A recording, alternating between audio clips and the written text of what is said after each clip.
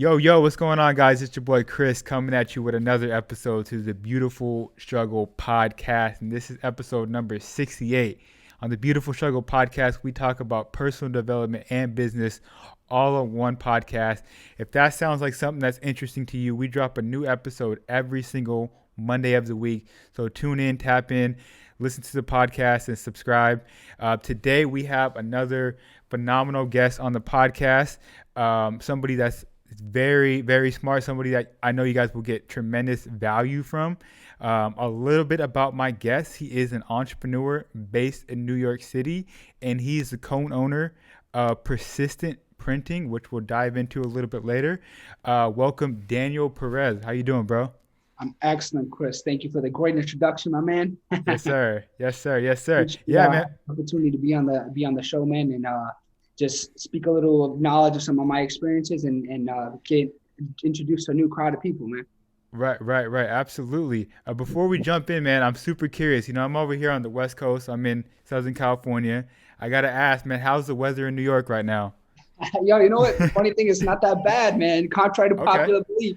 Okay. I'm a kind of guy. I like all four seasons, man. I know the Okay. sunshine in California is in the palm trees, but I like to experience the four seasons. Yeah. Keeps you on your toes, man. So I'm not afraid of a little cold weather.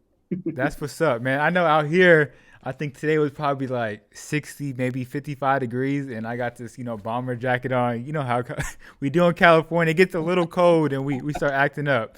We're not used to it. So, No, it's uh, funny you said that, man. When I used to work in a tunnel shop, I would get people like from all over the world, man. And people from Cali, it'd be 60 degrees outside, and they're like, it's freezing. I'm like, yo, this is the best weather I had in like 4 months. right. No, absolutely. That's funny. So, with that being said, man, you said you grew up in New York. I mean, you're from New York, born and raised, right? hmm Yeah, So, actually, I'm born and raised. I've been in New York my whole life, man. I actually started off in Brooklyn, New York. I hmm moved to Staten Island, hmm and I was still going actually from school in Brooklyn. So like the way it worked is, I grew up in Park Slope, Brooklyn, and I went to school there. And I moved out to Staten Island when I was 5 because you'd have a house. You know how New York is, apartment building and stuff like that. yeah. So my mom figured it'd be a better life if we were able to move out to Staten Island, get some land, house, and grow up, in a different climate, different environment. But I was still traveling to Brooklyn to go to school. hmm And then once I hit 6th grade, I wound up transferring back to Staten Island for 7th and 8th grade. And then I wasn't really digging the vibe, man, because it's crazy. The boroughs in New York, you're all in one city, but each borough has its own personality. So like Yeah. you're born and bred in Brooklyn, and Staten Island is like, whoa, this is a culture shock.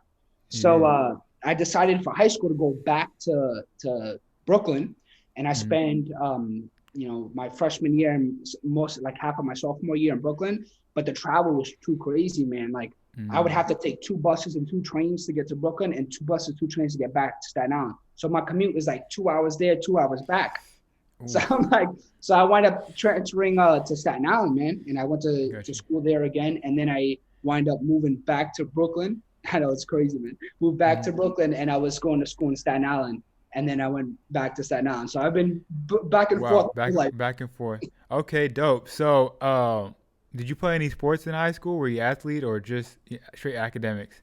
you know, I never played sports, but I got into weightlifting, man. When I was 15 years old, I got into weightlifting, and I would love to work out, bro. And my stepdad, he introduced me into it. So I really got into it, man. And I felt that it was something positive, man, because I felt that hmm you go through, through a life, you go through a lot of negativity, a lot of stuff. And I know Alex touched on it from Alexander Yeah. Watches.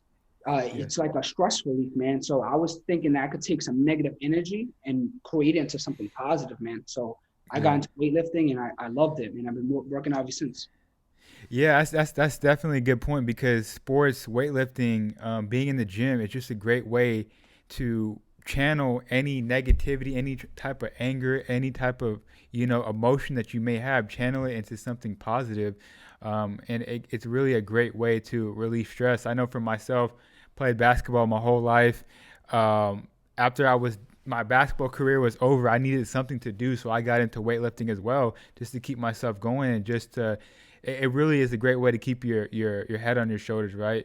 And keep some of that stress off. So, um, Yeah, man, I love to dive more into your background. I know when we were talking on the phone a little bit, you said you had some crazy stories, crazy upbringing. So, man, we can just start there, man. We can start with your upbringing. For sure, man, for sure. Bro. So, like I was saying, but before just going back and forth, I never Mm, really felt like I was grounded mm, in a sort of way. You know what I mean? I yeah, would I transferred schools a lot and stuff like that, and I'm going back and forth from Brooklyn to Staten Island. So I'd meet people, but it would be the relationships would be minimal. You know what I mean? Because then I'm mm, always on the move. I'm always transferring school. So I always felt like I would move alone a little bit. You know what I mean? And I was fortunate to meet some great people, throughout the years that I was actually maintaining connections. So even though I went off to Staten Island, I still kept in contact with Brooklyn and vice versa. You know what I mean? So mm, it on the move a lot, man. But I felt that it built a lot of character in me because yeah, I think it builds some versatility. Because the fact that you're able to see the two different walks of life and two different sides. I know it sounds crazy, just being a preacher way, yeah, but you're able to adapt better, bro, and you're able to expand your horizons, broaden your horizons, see how different people are thinking. And then my yeah, dad, he actually lived in Queens, so I spent a lot of mm, Queens time in Queens also. So mm, I'm going through the boroughs. You know what I mean? yeah, yeah. So not to cut you off, you can hold that thought just real quick. It's crazy that you bring that up because the people that listen to the podcast, they know I moved around a lot in my life. I was born in LA, moved up to Portland, Oregon, moved to Sacramento, moved back down to Southern California. And what you're saying is exactly right. Maybe in the moment it's like you don't feel grounded and you're all over the place, but looking back at it, you're around different environments, you're around different types of people, like all types of people. So you're learning how to communicate. Well, for myself, I'm learning how to communicate with people. I'm learning how to be around, again, all types of people. You know what I'm saying? So I know for me, looking back at it, I'm like, I feel blessed that I've moved around so much and I've seen and got to experience so much. And like you said, being in New York, it's one city but five different boroughs, and they all got its own personality. You know what I'm saying? So different types of people walking around, you're meeting different people and encountering different type of people. So that's dope. Yeah, for sure, brother. I mean, and I'm glad you said that, jumping on that because it's a different Mm, vibe, man. So yeah, when I'm coming across these people, I'm getting a little piece of different places, and I felt like it always made me a little bit different because I was sculpted different. You know what I mean? yeah, So when I would come up to Staten Island, it was like, I was a little like, oh, like who's that kid? You know what I mean? Because Staten mm, Island's like a small community, bro. You know what I mean? yeah, Everybody grew up together. They went to the same elementary school, same high school. So here I come on the scene, I'm in and out, and it's like, oh, you know what I mean? But I started there, man, and I always had like, that kind of drive, bro. So even starting back in my high school days, bro, I was always looking for work. So I was actually in the theater program and mm, Wagner because that was the only way for me to transfer in to get into the theater program, and I got in tune with like creativity and seeing like mm, different people because in Brooklyn it wasn't as prevalent than in Staten Island. Staten Island was big on theater, so I was in theater programs mm, and seeing that kind of stuff. I actually regret I didn't join some of the shows and be more active, but I was always trying to chase the money, man. I was mm, 16 trying to work, so I had to choose right, between being in extracurricular activities or work, mm, and I always mm, chose work. So I started off. My first job was at Nathan's. mm, The hot dogs, Nathan's hot yeah, dogs. yeah, yeah, I started working there, and the next year from there, I went to working at Wendy's, and then when I moved to Brooklyn, I'm working in a pizzeria. But this is the young teenage jobs. You know what I mean? And I'm always mm, thinking like I'm giving my all, bro, to these jobs. And my mom was. I used to work like 3 to 2 o'clock in the morning. I'm working 12-hour shifts for mm, these fast food places, and my mom was like, "Yo, what are you doing? Like they're taking advantage of you." And I always used to tell my mom like, "It's not about that. It's about the work ethic." You know what I mean? ooh, Whether I'm working for Wendy's or whether I'm working for a 5-star company, I'm always going to be me. And let them me, know. I'm hard working. I work 100 miles an hour, and this is laying foundation for me as a man Mm, to always implement these things. You know what I mean? I love that. I love that. So real quick, man, that's fire because um, something that I always apply to myself wherever I'm working at, whoever I'm working with. I have this mentality where I think like an owner. So even though I may not own this business or fast food, I may not own this fast food restaurant, there may be a day where I will own something like this, where I will have my own team. So to me, this is practice. This is practice of how I'm gonna work, and where my work ethic is going. So I love that you bring that up, going 100 miles an hour for anything you do. So when you do have your own thing, it's easy. It's a layup. This is my own thing. I don't. It doesn't feel like I'm going 100 miles an hour. I'm just giving Foundation it was laid already. exactly. So go ahead. That's fire. Yeah, thank you, man. So I was doing that, and even in deliveries, bro. I was a pizza delivery guy, and I'm working 20 blocks to deliver a pizza. No car at the time because I'm 18, and I'm carrying three boxes. I'm holding the shoulders to the point where my arm is burning, but I'm like, yo, I got to get this there. And then I'm like, I got to get this in time, bro. You know what I mean? Then they would pizzeria to sell the ices. So I'd have to convince people to stop by. So I'm gaining skills. The way I think about it is like, yo, people walking by, I got to convince them to buy this icy. You know what I'm saying? So that's like kind of the mentality I was getting from there. Then I actually, when I went to Staten Island, I met my girl at the time, and her father was a big boss in a electrical union, So he offered me a job. He's like, listen, man, like, do you want a job? And I was like, sure. So I started off in construction. And I was like, digging ditches, bro, with the shovel. I'm doing jackhammering. I'm waking up at 4:30 in the morning to get to Queens on time because I was working at Queens at the time. And I was actually going to school in Long Island. So I'm driving from Staten Island to go to work. And then from work, I got to drive to Long Island to go to school and then back to Staten Island, bro. And I was doing that 6 days a week. And one time, the big boss realized, he's like, yo, who's this kid? And, I got introduced with the boss or whatever. And he was like, he liked my work ethic, and I was proving myself, and then I got promoted to the office. So now I started doing office work. So then I started realizing, like, I could work on my mind now. I don't have to work so much with my body, but I could work smarter instead of harder. So that's when I got into the office, bro, and I started working in the office. And then from there, I'm gonna save this. I know it's a different question that you can ask, but from there, I realized that, what are my strengths, bro? You know what I mean? Like, I like this job. I'm making great money, but what's going to keep my flame going? I don't want my fire to dim, bro. You know what I mean? And I'll leave that for the other segment where we go through, but then I transitioned to the hotel industry, bro. Dope. Okay. So how old are you at this time? I'm 24 right now. You're 24 right now, but what about back then? Oh, at this time when I'm working in the shop, I was 20. 1920.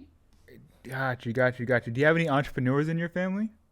So I don't have any entrepreneurs in my family, but how that happened, where I got my work ethic from, was my father, bro. So I'll tell you, my father had a tough life growing up, right? So he grew up in the Lower East Side of Manhattan. And for those of you guys who don't know, back in the 70s and 80s, man, the Lower East Side of Manhattan was not a good place to be.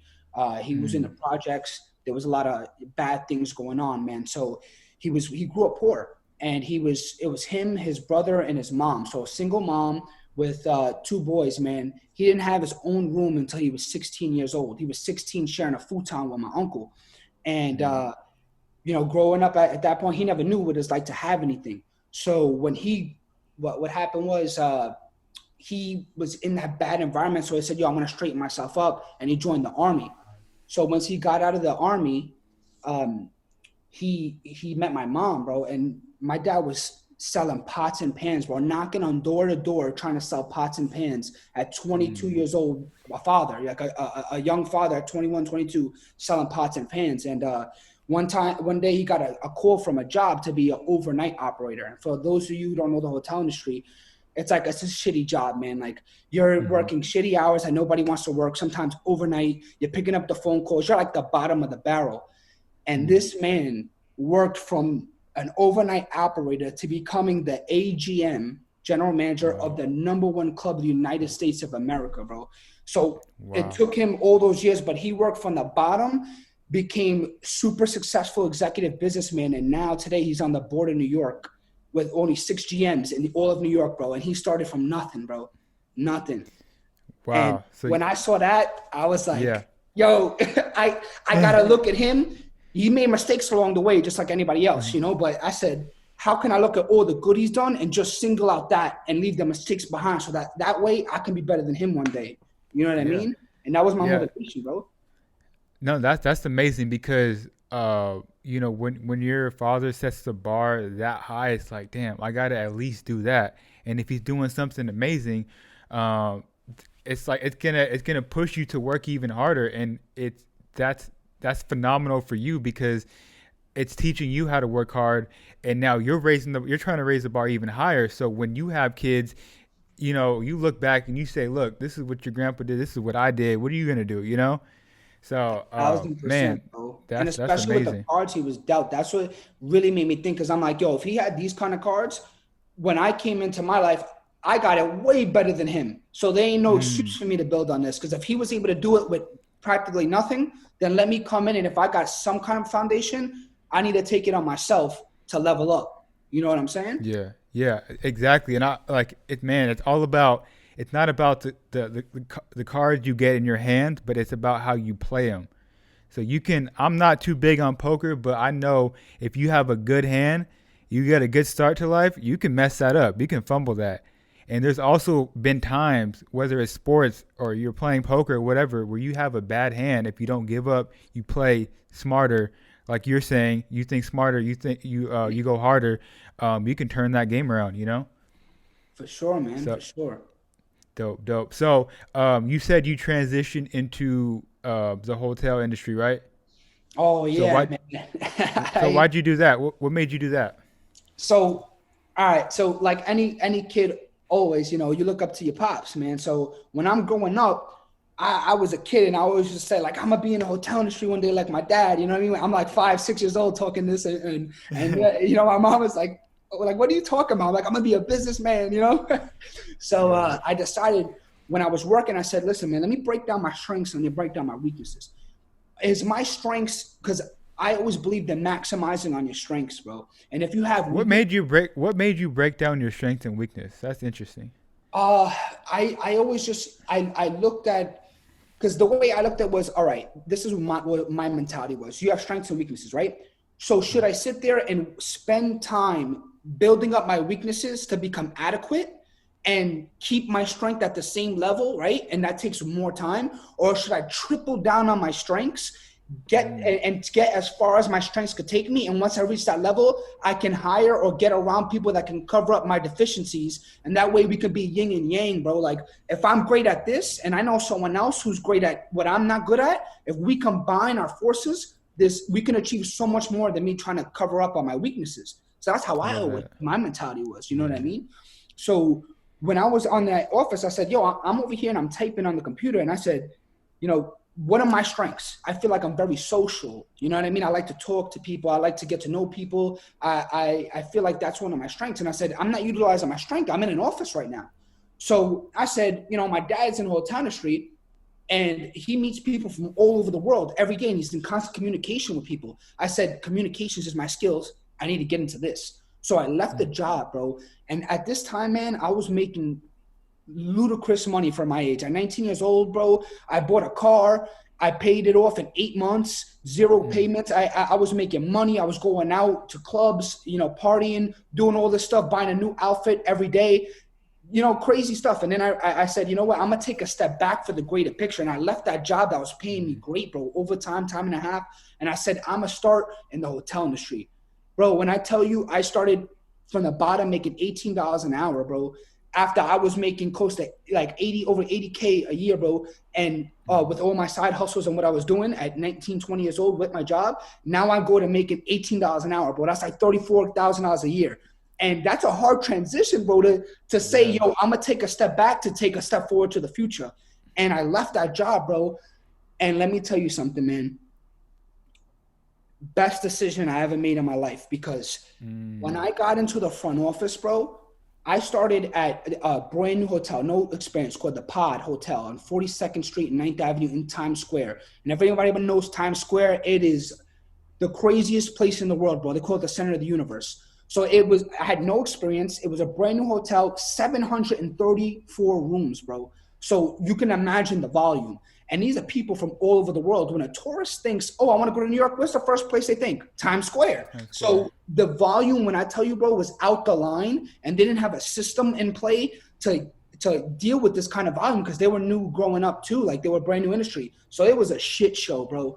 And I'm over here checking in these people. And when I tell you, bro, I'm meeting people from Greece, Italy, Spain, Pakistan, China, like people from all over the world. And I need to have communication skills and to be able to communicate with these people, bro.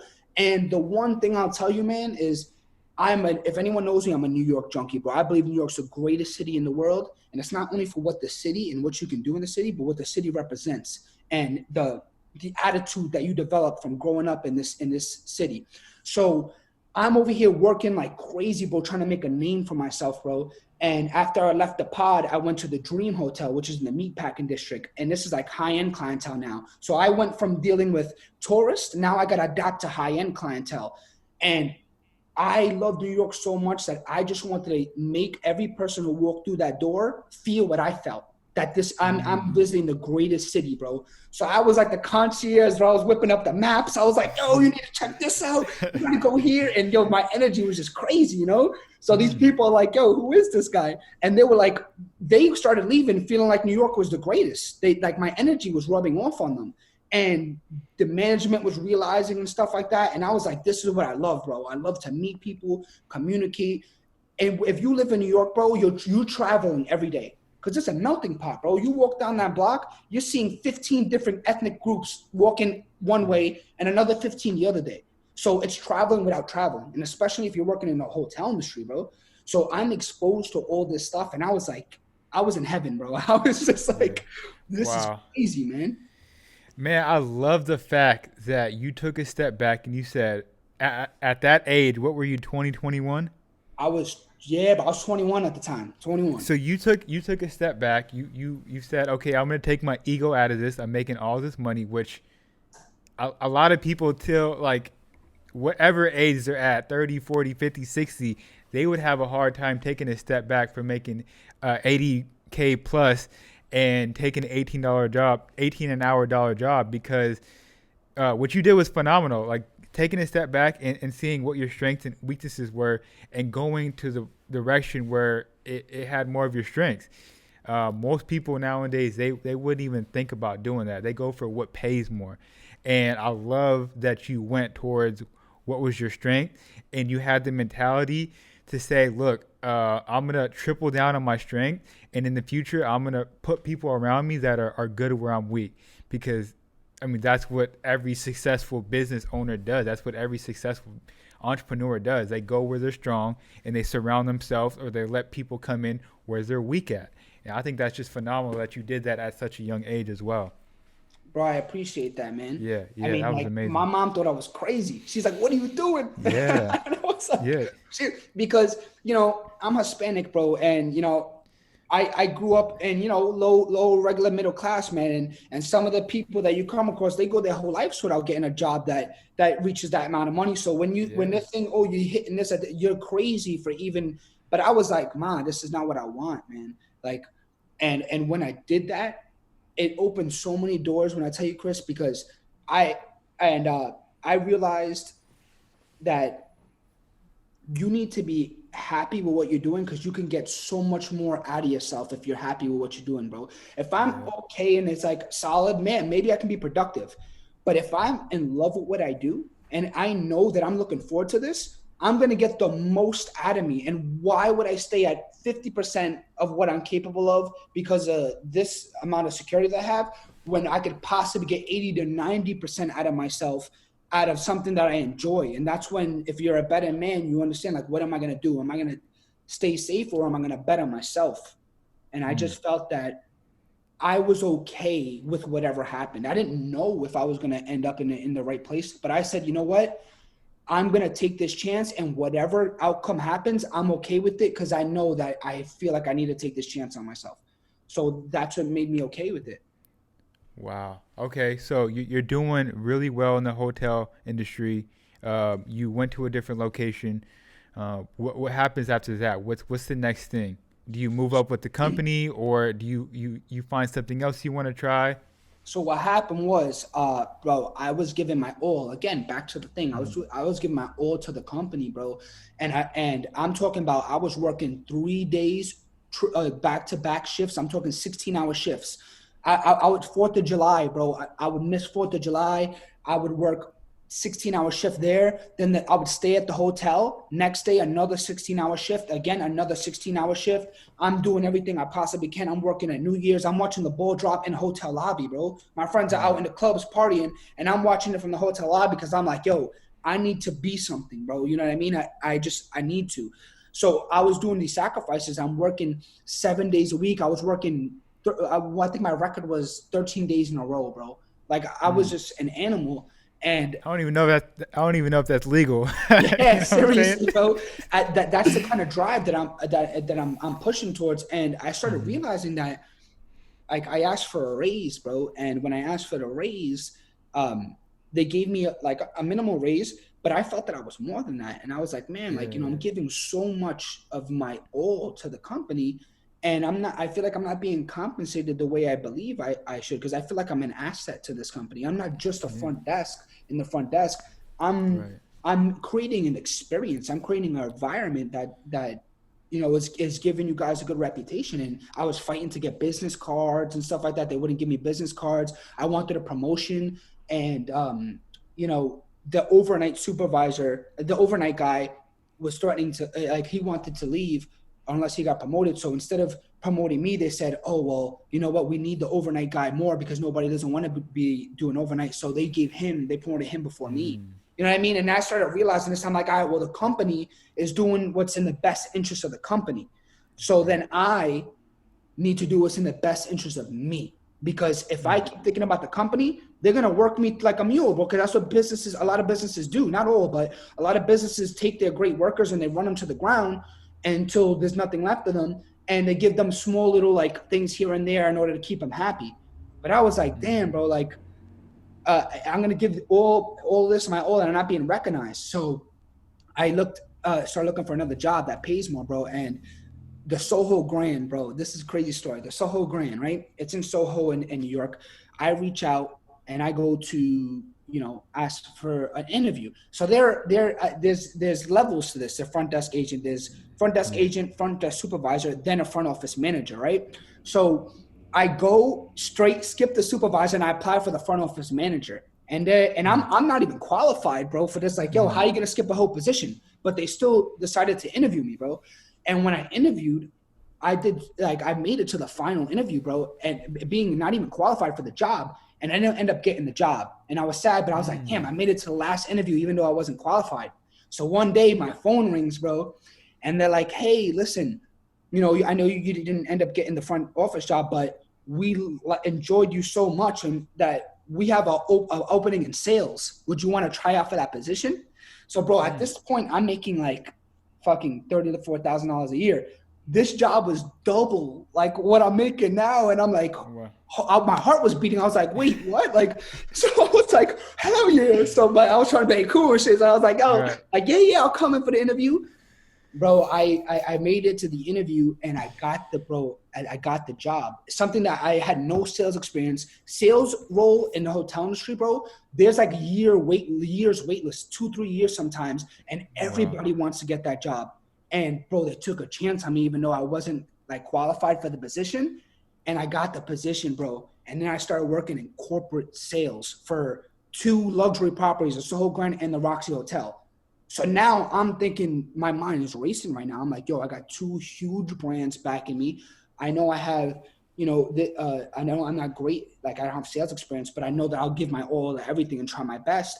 And I know that sales, bro, you can use that. It's universal, man. So I Yep. was trying to learn, bro, and I had a great boss who helped me and taught me so much. And it was so hard on me at that time, bro.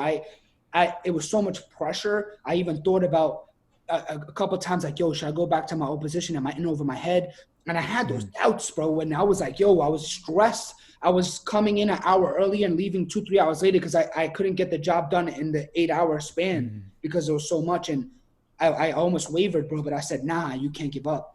And I started getting better with the position, bro. And I started making my mark, bro. And it was one of the best decisions I ever made, bro, because I took that knowledge and I ran with it, bro. Man, I love that. I've said it a couple times on the podcast. Man, sales. You ask most business owners, what is one skill that you think I should learn or should have when going into build or to going into business or as an entrepreneur? They're all 9 times out of 10, they're all going to say sales. You should have sales, the ability to communicate with people, the ability to simply sell something, is something that most entrepreneurs that I've had on this podcast, they say you should sell, sell, sell. So that's pretty dope that you went into that. Bro, So, yeah, go ahead. You good? no, man, it was a big, bro. But go on with the next person. Sorry about that. So no, you good. So you're in sales. You're doing really well. Now in my head, I'm trying to figure out. Okay, he's doing very well. Where was the transition from working a job to entrepreneurship? Why did you transition? What was the mindset? I think I kind of have an idea. Earlier, you mentioned they weren't paying you what you thought you should be, what you thought you were worth, and that's something I say all the time. Like, no one's gonna pay you what you think you're worth, right? You have to pay yourself that amount, whether you think you're worth 100,000, a million, 2 million. If you think you're worth that much, you got to pay yourself that. So, what was that transition? So what happened was things were picking up, right? In the sales. Excuse me, I'm sorry. Things were picking up in the sales. Some of my weaknesses were like, Microsoft Excel and some of the software things that my boss at the time needed, because we had similar strengths. Like, he had both of our strengths were the same kind of strength, so he was probably looking for something more along for his weaknesses, but we both had the same strength. So it was hard. You know what I mean? I was putting the extra time trying to learn how to do all that stuff. Like the technical stuff, like the computer stuff. Exactly, bro. And then what happened was, one time we had a big like event, a penthouse, 2 penthouse parties, like in the Soho Grand, and they were asking people to give tours of the rooms, like showing the property off. And bro, I think that was the moment that I left my mark. You know what I mean? Like, people were coming through, and there was all these executives coming, and I was giving people tours of the building. I'm like, yo, this is the rooms, this is this, and I'm doing my thing. And people started getting winded. I was the guy who was taking, sorry, 1 second. No, you're good. You're good. Sorry. No, So they started getting wind of that I was a guy who was giving the tours of all the rooms and stuff like that. So people were like, yo, they started waiting on the side till I finished. And all the people like, yo, Daniel, you want to take these guys for tours? And I was the guy who was giving everyone the tours, bro. I was like the tour guide. And it was funny, man, because people were realizing, they were like, yo, that guy was like entertaining, like he was great. So then they wanted to wait for me to show the rooms. And bro, like after it was the most humbling experience, bro, because when I was in the sales office, and that's when like I was kind of unsure of myself at the time. And when I walk into the sales office, like the whole sales office is giving me a round of applause, bro. And everyone was like, yo, Danny, the general manager, like, yo, the president noticed, like my boss pulled me aside and was like, yo, bro, like you killed it. And I was like, oh my God, like, you know what I mean? This is what I envisioned when I came here. This is what I wanted. And when I saw that, it gave me a burst of confidence. And I was like, oh, this is great, And right when I felt like I was hitting my stride, bro, right about to like really leave my imprint and start really like doing good, the pandemic hit, bro. So then now we don't know what's going on, bro. You know what I mean? Like, we get the first news of COVID cases starting to hit New York. This is back in March. And people are texting me and they're like, oh, you think the city's going to shut down? And I'm like, nah, no way, bro. New York never sleeps. New York never shuts down. And bro, like then they came over and they said, hey guys, like we're actually going to start working remote until this kind of blows over. So then that was the first thing where I started realizing, like, oh shit, wait, this is more serious than we think. So I started working remote, bro, in March. And it's harder for me now because now I'm solely on my weaknesses. You know what I mean? Like now my strengths aren't there because I'm communicating with clients. Like, I'm their form of contact. So I'm going out, I'm giving them tours, we're having lunch together. You know what I mean? That's where I work the best, that client connection. And now I don't have that. It's all virtual. But I was like, all right, well, what's a businessman going to do, man? You have to find a way around this. So I was asking my dad for some help, and I was doing some great things too, as far as on the computer side. But once May came around, bro, it's like there's no corporate travel. Like the whole main thing of corporate business is the corporate Yeah. clients are coming over to travel to New York. You know, these big companies like Apple and Microsoft and all these people. But now no one's traveling because they're afraid. So now the hotel industry is like, well, what do we need? They cut off a lot of people, and I was one of the last of the people to go. Mm. But they turn around and like, listen, D, like we love you so much. Like this is one of the hardest cuts we had to do, but there's no corporate travel, so there's no use for a corporate coordinator at this point, you know. And Wow. they laid me off, and they're like, yo, as soon as it comes back, like you know, we'll be one of the first people we call. Now I'm thinking, bro, I'm like this, how do I know? Like this, we're in a global pandemic. Who's to say when? And Exactly. look, it still hasn't happened. But at this time, I'm thinking this in May, bro. I'm like, who's to say when is this gonna come back, bro? Like I need to figure out what to do. Like I was shocked. Right. So I took like a week or two to just like decompress, read some books, and just like get him off my head. And then I was like, yo, what am I gonna do? There's two options, two routes I can go. I could lay back, chill out, you know what I mean, take the time off and relax, or I can find out what's next because there's two things that happen when markets happen like this: the Great Depression, the recession. There's two Mm. options you could go. There's people who are affected and they sit down and they soak and they wait for the thing to the world to get back running, or there's opportunists who say, yo, how can I capitalize on this? Mm. Right now it's a bad time, but yo, this is where people become millionaires. This is when people become something in life, Mm. because when no one else is willing to take those risks because they're focusing on their losses, some people are going to turn around and say, yo, how can I use this? You know what I mean? So Mm. my business partner at the time, he was my best friend. He went through the same thing, bro. He was working in a t-shirt stand in the Staten Island Mall for like 3 years, bro, 3 4 years, and he always had aspirations, bro. He always wanted. He had a vision. You know what I mean? Mm. And bro, the Staten Island Mall closed, so obviously he lost his job. You know what I mean? So he's sitting unemployed too. And I'm like, and we're talking business stuff, and we're like, wait, well, you're unemployed, I'm unemployed.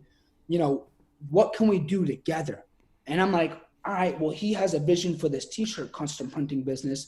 And I'm like, all right, well, what are my strengths to this? You know, marketing, Mm. branding, freaking people, everybody needs custom shit. You know what I mean? So Mm. I have no limitations on who I can market to and stuff like that. And I was like, yo, let's collab. Like, let's make something. And he saw the vision. I saw the vision. We came together, bro. And that's how it started, bro. Like, that's when persistent printing was born, Wow. man.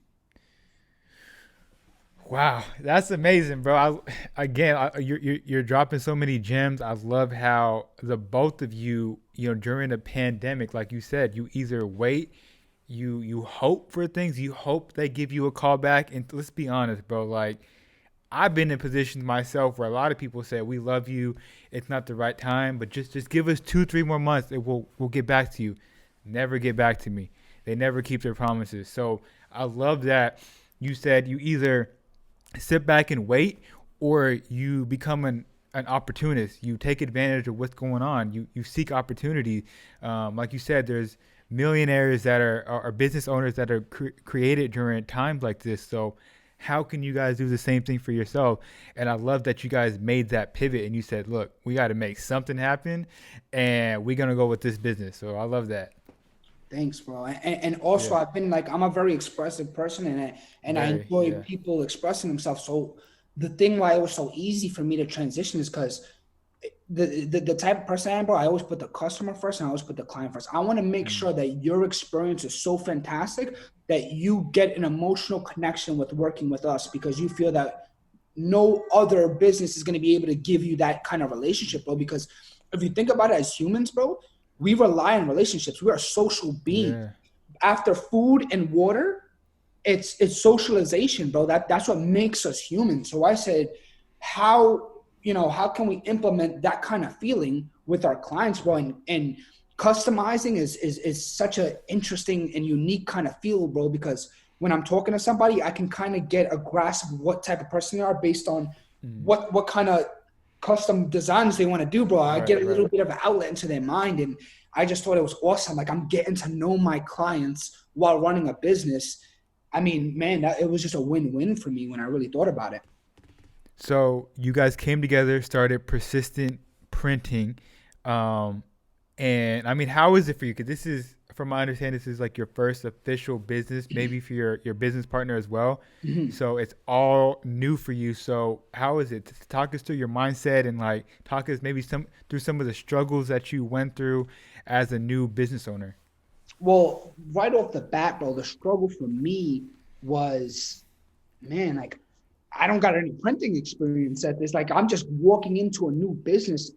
And thank God that my business partner had 3, 4 years of experience where he can kind of like teach me the business Yeah. and walk me along and help me out in that department because you may have certain strengths, but you need to know the product that you're pushing. You know what I mean? So I would say personally that was a challenge for me because I'm like, now I got to learn a whole new industry. I just spent 3 years of my life in an industry that I was learning in and out.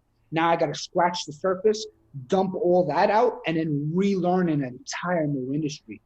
And bro, it was challenging, and the fact that it's just him and I, man. So it's a two-man Mm-hmm. operation for a high volume business. Yeah.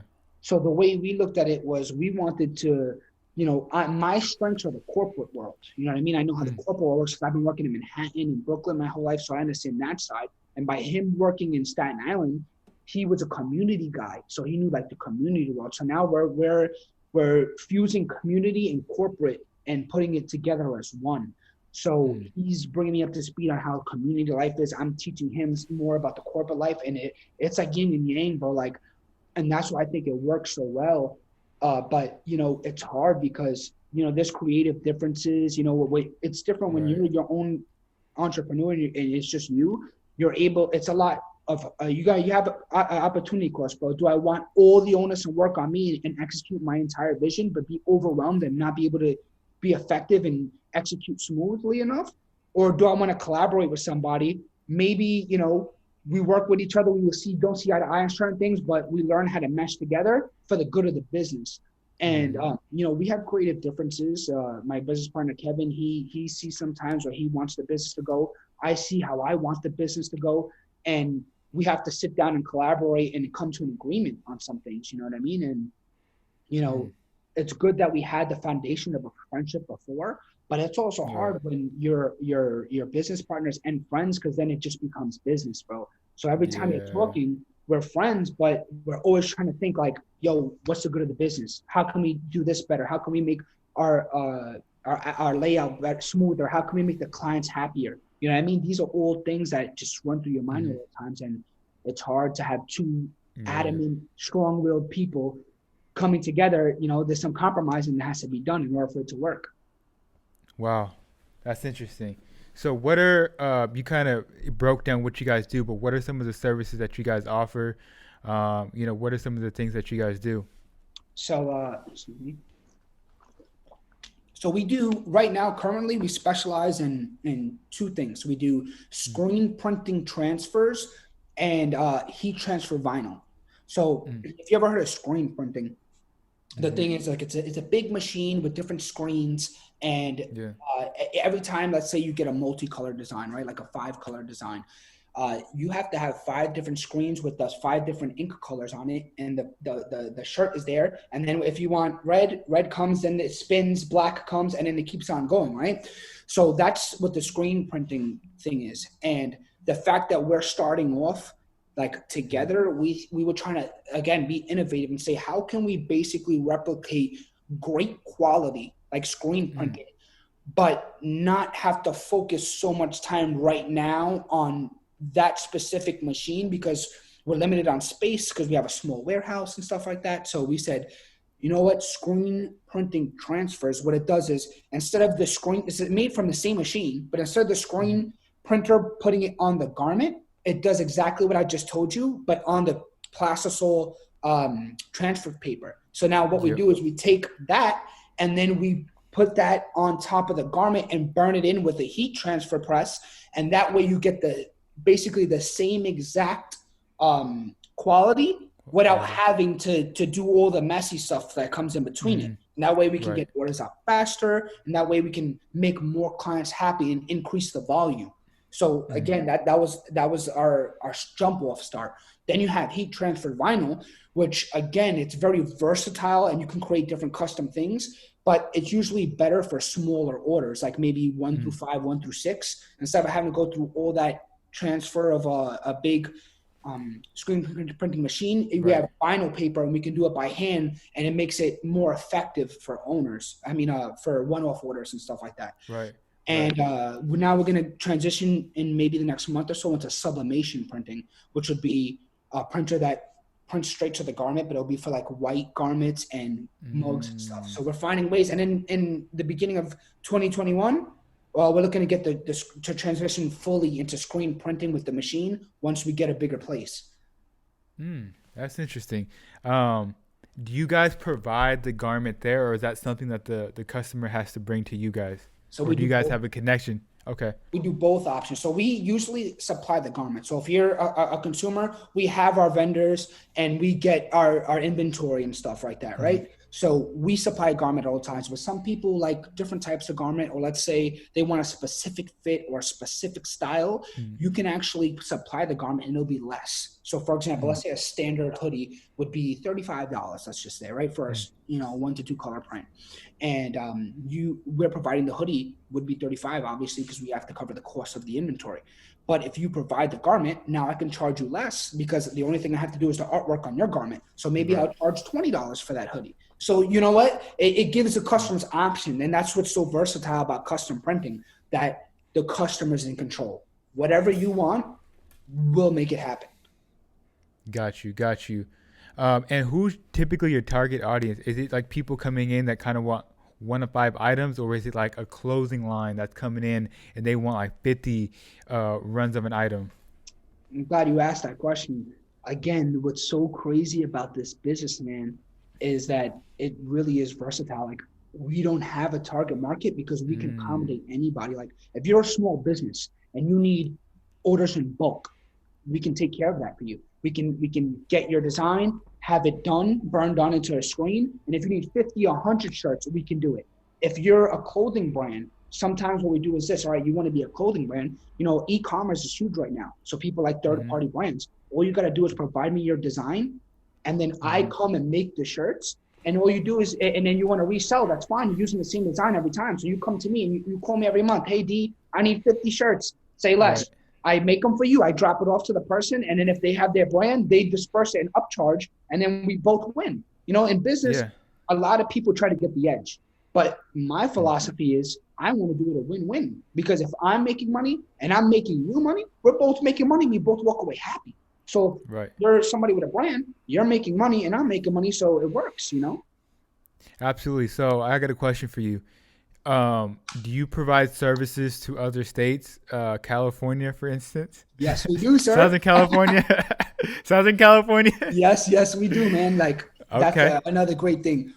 Yeah, I mean, that's it's so amazing about connecting. We do a lot of our Mm. stuff through social media, and we're on the works making the website. It should be launching next month, so it's fantastic. Anybody, wherever you are, we can provide those services and we can help you, man. And the amazing part is, well, my philosophy is, as we talked a little bit off camera, and networking is such a Mm. huge thing. So if we can Mm-hmm. create and develop not only a business relationship, but a relationship as two human beings. I mean, I would love to whatever resources I have in New York to transfer that over if it can help you, and then vice versa. I mean, we're all Right. trying to, in business, a lot of people try to think of each other as competitors, but I'm like, yo, if we band together, which I saw on your Mm. Instagram, which is pretty awesome the other day when you posted that, if we band together, man, Oh you yeah, you yeah. know what we can be capable of. And Right. that's No, I what love that. And man, I love that you brought that up because for me, naturally, I am a competitive person. Like I'm not gonna lie, I'm sure you are too. Weightlifting and whatnot. You weightlifting with your boys, you want to lift more than them. But at the end of the day, when you're in business, like you said, it's have the mentality of win-win. You win, I win. Right? Building a proper relationship that's built on strong morals and principles, and those are relationships that can last forever. Right? These are people that you invite to your wedding that you do business with, right? Because you guys have the mentality where I'm gonna help you, you're gonna help me, and it's for the greater, for the greater of the good, right? So that's dope. I love that mentality. And I think that's why your podcast and the concept is so genius and so awesome, bro, because you're giving Thank you. us a platform to explain what we're doing. And right now, if I'm not mistaken, you're dropping episode 65 coming up, right? You're 68. Oh, 68. Oh, okay. So there's some in the back burner I didn't hear yet. But all right, so we're on 68 right now. That means that 68 other people that are entrepreneurs and like-minded that we're learning from each other. And let's say, Mm. we don't need to compete with each other. Let's say we're in different industries, we can help each other. Like Alex, bro, he's Yeah. in the watch business, I'm in the printing business. Yo, we're not competing against each other. But if we can work together, I'll introduce you to my clientele. You introduce me to your clientele. I know that you're a great person, so my clients are in great hands because that's what I care about. I want to make sure my clients are being taken care of. I'm not going to put my clients in wrong hands and in harm's way. So I'm bringing my clients to you, you bring your clients to me, and we both know that we're stand-up guys, that we can, that they're in good hands. And that's with anybody that would love to do that. With you, with anybody who's listening. Like, as long as we can create that foundation and we have the best interest of our clients at heart and us as a relationship, the money follows, man. The sales follow. But Yeah. people don't understand that. They're too worried about the dollar signs and they don't see anything else. You have to focus on what's important, and the money always follows as long as you're good in here, bro, and you're genuine. Man, I love that. Man, for the audience that's listening, this is why I love having genuine people on that just speaking the truth and just keeping it real. And I just love having genuine people on. So we're approaching 1 hour. I don't want to take up too much of your time. I know you're 3 hours ahead over there. I did have a couple more questions. So just to wrap this thing up, I got a question. What do you think business owners and entrepreneurs can do to better transition themselves from 2020, this crazy years that we've had, into 2021 more effectively? Like, maybe what are some things you're doing? What are some things that you would suggest? It can be for business owner, the average person listening to the podcast, entrepreneurs. What would you suggest for them to transition effectively? Two things. And I know it sounds generic and I'm heavily influenced. I don't know if you guys know about Gary Vee. Really love Gary Vee, man. He's great. So the two things that I would recommend, bro, one, empathy, bro, especially now with these, try to put yourself in the other person's shoes. We're dealing through a rough time, bro. People are losing their jobs. People are putting their houses going up for foreclosures. You got, not even worried about Christmas. They can't even pay their rent or pay their bills or put food on their table, bro. So understand that empathy will get you a long way, bro, because you never understand what a person's going through. So if you could connect with that person and develop that emotional connection, you're loyal to them, they're loyal to you, and that, like you said, that relationship will last forever. And two, TikTok, my friend. People don't understand the power of TikTok. TikTok has replicated what Instagram has took a decade to do. It's done it in a year and a half, bro. And people are thinking, oh, this is a trend, all people are young. Bro, Generation Z is going to be controlling the market soon enough. So if you're not in the mind of Generation Z, you're not ahead of the game. See, most of the people are reactive instead of proactive. You got to be proactive in order to see things coming before they arrive. If you jump on TikTok, see the way the wave is heading. There's a lot of niches in TikTok, bro. It's not like Instagram where people felt, oh, you got to be good looking. You need to airbrush your stuff. TikTok is organic, bro. If you are into anime and you post anime videos, you'll gain a following from anime because those people want to hear what you have to say. If you're on Broadway, same thing. If you're in business and you do business TikTok videos, people who are going to follow you because they want to hear what you have to say. The thing that I love about TikTok is it's genuine, it's organic, and you can be yourself and to develop a following. And that's what I have to tell everybody, man. Jump on that app. It's the future, man. It is the future. Yeah, you heard it here first. I know TikTok has definitely blown up during 2020, but I think it for sure hasn't even hit his potential yet. It's still growing. There's still people are still trying to figure it out. People are still trying to figure out ways to monetize and create content on there.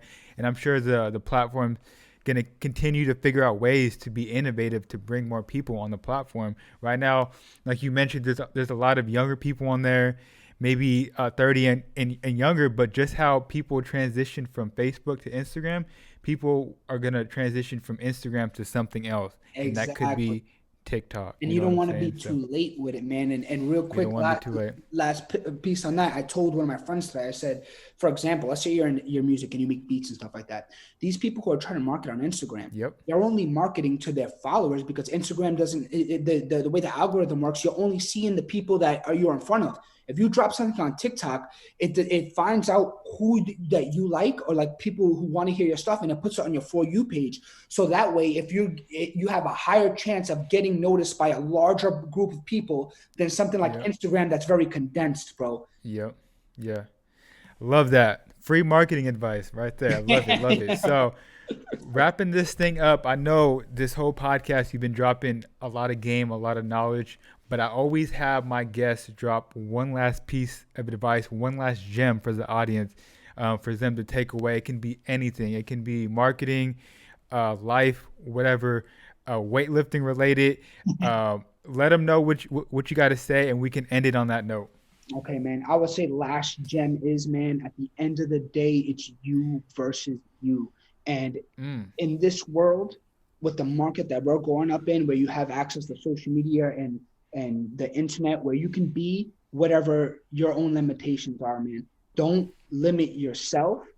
Look yourself in the mirror. Say I can be that I can be, and use that to maximize your full potential, man.